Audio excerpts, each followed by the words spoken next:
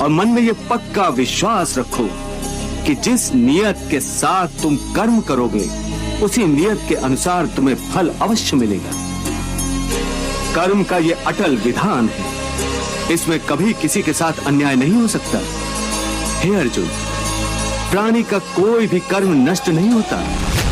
मनुष्य को अपने हर कर्म का फल अवश्य मिलता है। इस तरह प्राणी के कर्मों के अनुसार उन कर्मों का फल हर मनुष्य के प्रारब्ध में लिख दिया जाता है।